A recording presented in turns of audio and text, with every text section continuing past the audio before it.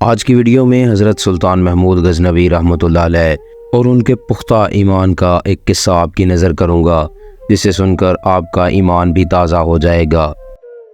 بسم اللہ الرحمن الرحیم۔ تمام احباب کو خلوص سے دل سے السلام علیکم۔ امید کرتا ہوں آپ سب خیریت سے ہوں گے۔ حضرت سلطان محمود غزنوی رحمۃ اللہ علیہ اپنے کچھ سپہ سالاروں کے ساتھ جنگل کے راستہ سے بھٹک گئے۔ عصر سے وقت تیزی سے سورج ڈھلنے کی طرف گزر رہا تھا۔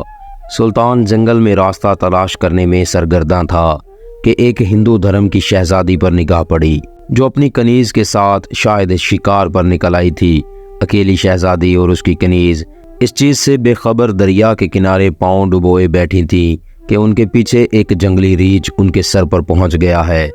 وہ اپنے کھانے کی حلق میں اتارنے ہی والا تھا کہ سلطان نے تیر سے نشانہ بنایا اور تیر اس کے گردن سے پار کر دیا، اور پھر دوسرا وار اپنے نیزے سے کیا اور اسے ریچھ کے حلق میں گھسا دیا۔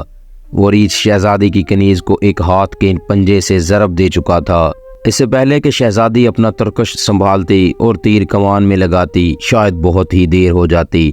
سلطان محمود غزنوی رحمۃ اللہ علیہ نے اس جنگلی درندے کو مارا، جس سے وہ ڈھیر ہو گیا۔ شہزادی کو یہ جاننے میں مشکل نہ ہوئی کہ اس مہارت اور بہادری کا مظاہرہ کوئی جنگجو سپہ سالار ہی کر سکتا ہے۔ شہزادی سلطان کی طرف متوجہ ہوئی، اظہار تشکر کے لیے اپنا تعارف کرواتے ہوئے بولی کہ میرا نام سمرتی ہے، میں جے پور ریاست کے مہاراج کی اکلوتی بیٹی ہوں، میری جان بچانے کا شکریہ۔ میں تمہیں اپنے والد گرامی سے کہہ کر فوج میں کوئی اعلیٰ عہدہ دلا دوں گی۔ ویسے تم ہماری فوج کے سپاہی لگتے نہیں ہو، بتاؤ کہاں سے تعلق ہے تمہارا؟ سمرتی شاید یہ نہیں جانتی تھی کہ اس کے سامنے کوئی معمولی سپاہی نہیں، اس وقت کے سب سے طاقتور اسلامی لشکر کا سربراہ سلطان محمود غزنوی رحمۃ اللہ علیہ ہے، جس کے نام سے ہی ہندو مہاراجوں کے حلق خشک ہو جاتے ہیں۔ سلطان نے مختصراً اپنی شناخت ظاہر نہ کرتے ہوئے کہا، جی کسی فوج کا سپاہی ہوں، چلیے محترمہ میں آپ کو کسی محفوظ مقام پر پہنچا دوں، اب میرے پیچھے چلتی جائیں، اندھیرا بڑھتا جا رہا ہے، راستہ نہ ملا تو شاید اسی جنگل میں رات بسر کرنی پڑے گی۔ شہزادی سمرتی یہ جان چکی تھی کہ یہ شخص لالچ اور خوف سے پاک ہے۔ وہ سلطان کی نظروں میں حیا دیکھ کر خود کو محفوظ محسوس کر رہی تھی۔ جنگل کی خاردار جھاڑیوں کی وجہ سے شہزادی کا پیراہن مختلف جگہ سے چھلنی ہو چکا تھا۔ شہزادی تھکاوٹ سے چور ہو چکی تھی۔ سلطان نے شہزادی کو ایک سخت پتھروں اور درختوں کی اوٹ کی طرف اشارہ کرتے ہوئے کہا کہ شہزادی صاحبہ آپ ادھر آرام کر لیں، رات کی تاریکی بڑھ رہی ہے اور موسم میں بھی تغیر کے آثار ہیں۔ اندھیرے میں مزید سفر گھنے جنگل میں کرنا دشوار ہے، علی الصبح نکلیں گے تو شاید میں آپ کو کسی محفوظ مقام پر پہنچا سکوں گا۔ سمرتی کے پاس سلطان پر اعتماد کرنے کے علاوہ کوئی دوسرا راستہ نہ تھا۔ سلطان نے محسوس کیا کہ شہزادی اپنے بیش قیمت مگر قدرے باریک لباس میں جنگل کی ٹھنڈی رات شاید نہ گزار سکے۔ سلطان نے اپنی موٹی چادر شہزادی کی طرف اچھال دی اور معنی خیز نظروں سے شہزادی کو دیکھا، جیسے کہہ رہا ہو کہ یہ اوڑھ لیں۔ شہزادی نے بلا جھجک چادر اوڑھی اور ٹیک لگا کر درختوں کی اوٹ میں پاؤں پسار لیے۔ اس کی نظریں سلطان کے چہرے کی طرف جمی ہوئی تھیں، جو نظریں جھکائے قریب پڑے بڑے پتھر پر بیٹھ کر آگ جلانے کی کوشش کر رہا تھا۔ بالآخر آگ جل گئی۔ اس کی روشنی میں سلطان کا نورانی اور بھرا ہوا وجاہت والا چہرہ چمک رہا تھا۔ سلطان نے شہزادی سے قطع نظر مٹی سے تیمم کیا اور نماز پڑھنے لگا۔ شہزادی کو جھٹکا لگا، اوہ یہ تو مسلمان لگتا ہے۔ ایک دفعہ شہزادی کانپ گئی، کہیں غزنی کے لشکر سے تو نہیں، یہ تو لٹیرے ہیں، گائے بھینس بکری سب کا ماंس کھاتے ہیں، یہ مجھے زندہ نہیں چھوڑے گا۔ لیکن اگلے ہی لمحے شہزادی اب تک اس کے ساتھ گزرے ہوئے وقت کو یاد کرنے لگی کہ اگر یہ اتنا ہی شفاق اور ظالم ہوتا تو مجھے ریچھ سے نہ بچاتا۔ نہ چاہتے ہوئے بھی شہزادی کا دل پھر سے اطمینان اور یقین سے بھر گیا۔ سلطان محمود غزنوی رحمۃ اللہ علیہ نماز کے بعد دعا کرتے وقت زور و قطار رونے لگے۔ روتے روتے سلطان نے اپنے خنجر کی نوک اپنے پاؤں کے انگوٹھے پر رکھ کر اس کو دبا دیا۔ شہزادی دیکھتی رہی کہ یہ جوان مرد مجھ سے گفتگو میں بے تکلف نہیں ہونا چاہتا۔ علی الصبح سلطان نے شہزادی سے کہا، اب ہمیں نکلنا چاہیے۔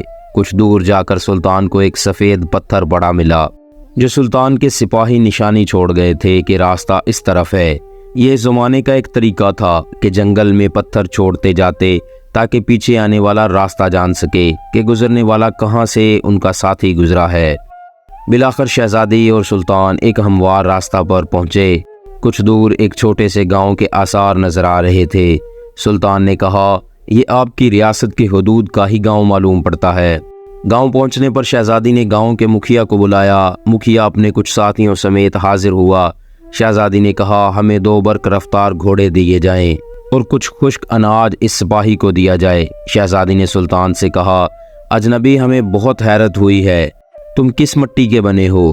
ساری رات تم اپنے خنجر سے زخم کریدتے رہے اور میری طرف کوئی توجہ نہ دی۔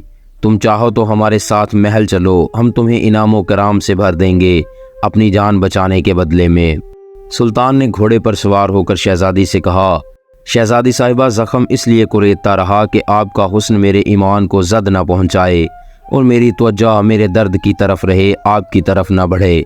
شہزادی، کیا تمہیں یہ موقع گنوانا چاہیے تھا؟ ہم سے خلوت میں ملاقات کے لیے لوگ اپنی ریاستیں دستبردار کرنے کو تیار ہیں۔ سلطان نے کہا، شہزادی صاحبہ، میں مسلمان ہوں اور محمد عربی صلی اللہ علیہ وسلم کا غلام ہوں۔ میری نظر آپ کے جسم پر نہیں، اپنی روح پر تھی۔ شاید میرے جسم سے گناہ کا داغ دھل جاتا، لیکن میری روح پر اس گناہ کا داغ لے کر میں اپنے نبی کریم صلی اللہ علیہ وسلم کے سامنے پیش ہوتا تو مجھے یہ گوارا نہیں تھا۔ شہزادی یہ جواب سن کر اس سپاہی کی اپنے مذہب کے ساتھ لگاؤ دیکھ کر اس کے کردار سے متاثر ہوئے بنا نہ رہ سکی، جیسے اس کا دل اسی اجنبی کے مذہب اور زندگی میں شامل ہونے کو بے قرار ہو۔ یہ کہہ کر سلطان نے اجازت چاہی۔ شہزادی نے کہا، اپنی فوج کا نام تو بتاتے جاؤ، ہم یاد رکھیں گے۔ سلطان نے چادر سے نقاب اوڑھا، تیر ترکش کندھے پر ڈالے، تلوار اپنے میان میں ڈالی اور گھوڑے کی رکابیں پکڑتے ہوئے بولا، شہزادی، میرا نام ہے سلطان محمود غزنوی اور میں ہی غزنوی کی عظیم الشان فوج کا سالار اعظم اور سلطان ہوں۔ یہ کہہ کر سلطان نے گھوڑے کو ایڑی لگا دی اور سرپٹ بھاگتے ہوئے آنکھوں سے اوجھل ہو گیا۔ یہ ہے وہ عالم اسلام کے ہیرو جو اپنے ایمان کی فکر میں رہتے تھے، کچھ بھی چلا جائے پر ایمان نہ جائے، کیونکہ یہ ہمارے اللہ اور اس کے رسول صلی اللہ علیہ وسلم کا تحفہ عظیم الشان ہے۔ یہ وہ مسلمان تھے جو ایک سپاہی سے لے کر سلطان تک اللہ اور اس کے رسول کی ناراضگی سے ڈرتے تھے، اور ایک ہم ہیں جو اپنے خواہشوں کے غلام بنے ہوئے ہیں۔ اللہ تعالی ہمارے ایمان کی حفاظت فرمائے اور ہمیں صراط مستقیم پر چلائے۔ امید کرتا ہوں آج کی ویڈیو آپ کو پسند آئی ہوگی۔ ویڈیو اچھی لگی ہو تو ایک لائک اور شیئر ضرور کر دیجئے گا اور اپنی رائے کمنٹس کے ذریعے ضرور بتائیے گا۔ اللہ پاک آپ کا اور میرا حامی و ناصر ہو۔ اللہ حافظ۔